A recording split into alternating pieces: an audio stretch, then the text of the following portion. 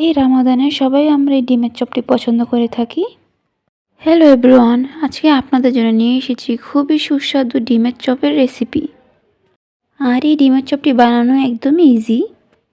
আমি ডিমগুলোকে সিদ্ধ করে 2 ফালি করে কেটে নিব।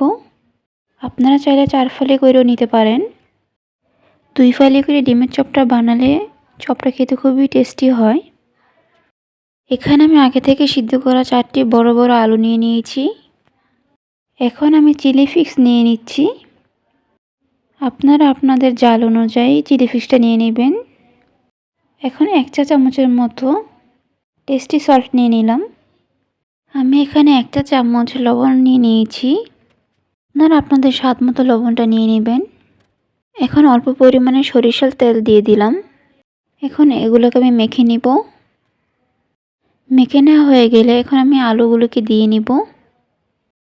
এখন আমি আলুগুলোকে ভালো করে ম্যাশ করে নিব। আমাদের খেয়াল রাখতে হবে আলুগুলোতে যাতে দানা দানা না থাকে। আলুটা দানা দানা থাকলে আমাদের ডিমের মধ্যে আলুটা লাগতে যাবে না, খুলে খুলে আসবে। এখন চপ তৈরির জন্য প্রয়োজন মতো আলুর মিশ্রণ নিয়ে নিতে হবে। আর আলুর মিশ্রণটা অল্প অল্প করে নিয়ে আমি ডিমের মধ্যে লাগিয়ে নেব। আলুটা অতিরিক্ত বেশি হলে ডিমের চপটা খেতে ভালো লাগে না, তাই একবারে আলুটা না নিয়ে অল্প অল্প করে নিয়ে ডিমের মধ্যে লাগিয়ে নিতে হবে। এভাবে চেপে চেপে লাগিয়ে নিতে হবে। যে পাশটাতে ডিমের সাদা অংশ দেখা যাচ্ছে সেখানে আমি আরেকটু আলু নিয়ে লাগিয়ে নেব। এভাবে অল্প অল্প করে আলুগুলো ডিমের মধ্যে লাগিয়ে নেব। এইভাবে আলুর মিশ্রণটি ডিমের মধ্যে লাগালে আলুর পরিমাণ কম লাগে আর ডিমের চপটি খেতেও খুবই মজাদার হয়। এভাবে আমি আলুর মিশ্রণটি সবগুলো ডিমে লাগিয়ে নেব। এই তো আলুর মিশ্রণটি ডিমের মধ্যে লাগানো হয়ে গিয়েছে। এখন আমি 2টি ডিম নিয়ে নেব।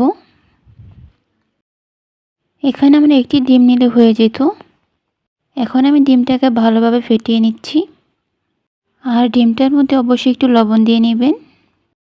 এখন একটা একটা করে ডিম নিয়ে ডিমের মধ্যে ভালোভাবে চুবিয়ে নিতে হবে। কোনো অংশ যাতে ফাঁকা না থাকে সেটা খেয়াল রাখতে হবে।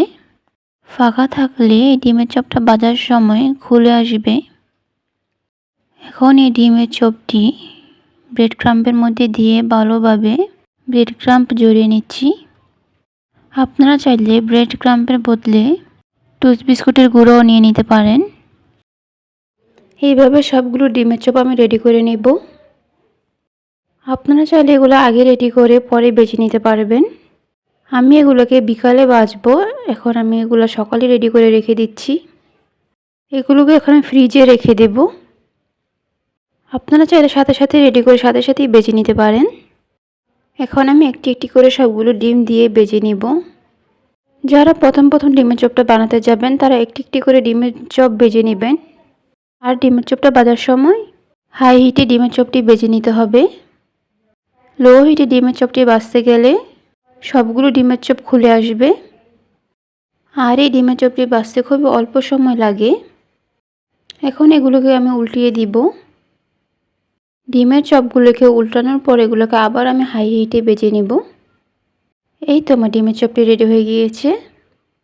এই ডিমের চপটি অবশ্যই রামাদানে ট্রাই করে দেখবেন। আর এই ডিমের চপটি দোকানের থেকে খুবই মজাদার হয়ে থাকে। আজকের ভিডিওটি এই পর্যন্তই। আল্লাহ হাফেজ।